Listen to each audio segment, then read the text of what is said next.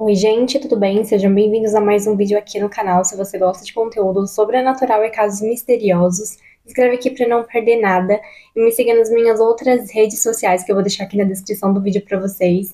E não se esqueça de deixar aquele like para ajudar aqui no canal. Então chega de enrolação e bora pro caso de hoje.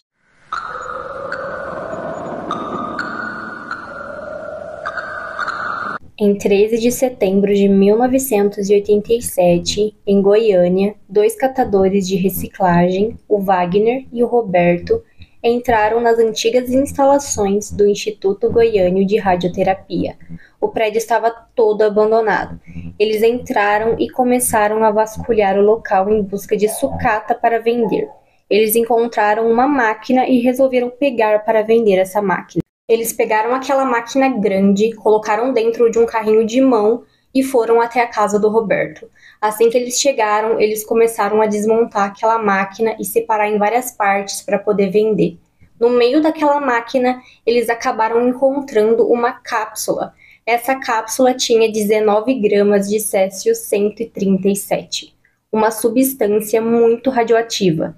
E durante os dias que eles ficaram desmontando a máquina, eles começaram a sofrer com náusea e tontura. Depois de alguns dias, em 18 de setembro, os catadores resolveram vender aquelas coisas que eles separaram e junto com aquelas coisas eles resolveram vender aquela cápsula cheia de Césio-137. Eles foram até o Devair, que era dono de um ferro velho, e venderam toda aquela sucata para ele.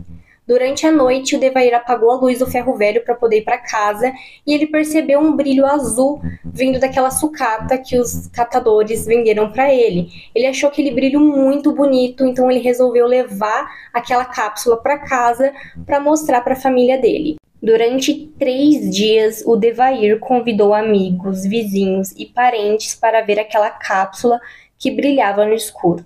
Ele começou a distribuir pequenas quantidades para os seus amigos e familiares. Depois de alguns dias, o Devair e a sua esposa, Maria Gabriela, começaram a apresentar náuseas, tonturas, dores de cabeça. Alguns dias depois, o Ivo, irmão do Devair, foi até a casa dele para fazer uma visita e ficou encantado com aquele pó que brilhava no escuro. Então ele resolveu levar um pouquinho para mostrar para sua filha, a Leide das Neves Ferreira, de 6 anos. Assim que ele chegou em casa, foi mostrar essa substância para sua filha. Ela gostou muito e ficou o dia todo brincando.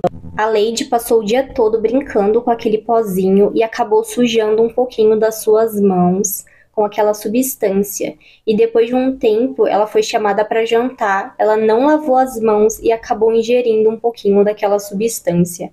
Com o passar dos dias, todo mundo que teve contato com aquela cápsula começou a passar mal. Algumas semanas depois, a esposa do Devair viu que tinha alguma coisa errada, pois estava todo mundo doente, e ela percebeu que depois que ele trouxe aquela cápsula para casa, todo mundo estava doente e eram sintomas parecidos. Ela pegou aquela cápsula, colocou dentro de um saco e foi até a vigilância sanitária junto com um funcionário do ferro velho.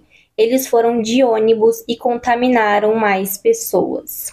Enquanto isso, muitas pessoas deu entrada no hospital com os mesmos sintomas. Assim que a Maria chegou na vigilância sanitária, ela colocou aquele saco em uma cadeira e muitas pessoas mexeram nele e tiveram contato com ele. Um médico acabou ficando um pouco desconfiado de ser alguma coisa química e ele entrou em contato com um físico chamado Walter Mendes. Ele contou tudo o que estava acontecendo e o Walter ficou desconfiado de ser uma contaminação por radiação. Então o Walter pegou um aparelho para poder medir a radiação e foi até o local. Assim que ele chegou perto da vigilância sanitária, aquele aparelho começou a apitar muito e ele descobriu que ali tinha altos níveis de radiação. O Walter perguntou onde eles tinham conseguido aquela cápsula e as pessoas falaram da mulher que tinha levado lá. Ele conseguiu o endereço da Maria e foi até a casa dela. Assim que ele chegou naquele bairro, ele percebeu que aquele aparelho começou a apitar muito e viu que os níveis de radiação daquela região era muito alto e muito perigoso. O Walter acionou as autoridades da Comissão Nacional de Energia Nuclear e começaram uma operação de emergência. Vários médicos foram convocados para poder ajudar. Eles evacuaram toda a região da casa do Devair e foram levados até o Estádio Olímpico de Goiânia. E naquele local foi criado uma triagem. Foram mais de 112 mil pessoas até o estádio fazer testes para determinar o nível de contaminação. Muitas pessoas ficaram lá recebendo atendimento médico.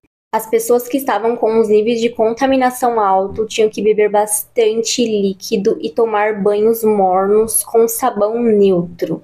Tinha algumas pessoas que estavam só com as roupas contaminadas, então eles tinham que tirar aquelas roupas imediatamente para aquelas roupas serem descartadas. As pessoas mais contaminadas eram mandadas para um hospital no Rio de Janeiro. A Lady foi a vítima que teve maior contato com a radiação e ela ficou confinada em um quarto no hospital. E uma equipe internacional foi chamada para tratar ela.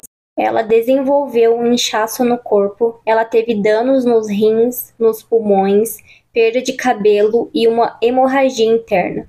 No dia 23 de outubro, ela acabou não resistindo e ela acabou falecendo.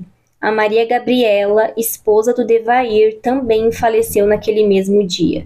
2 funcionários do ferro velho do Devair também faleceram. Eles foram enterrados em caixões revestidos com chumbo para evitar a contaminação por radiação. O Devair acabou sobrevivendo, mas ele teve muitas sequelas e teve câncer, e 7 anos depois ele acabou falecendo. Eles fizeram uma limpeza nos locais contaminados. Eles tiraram mais de 6 mil toneladas de lixo radioativo. Esses lixos foram colocados em tambores de aço e foram levados para um local chamado Abadia de Goiás. Lá, esses tambores foram enterrados em 2 enormes caixas de concreto.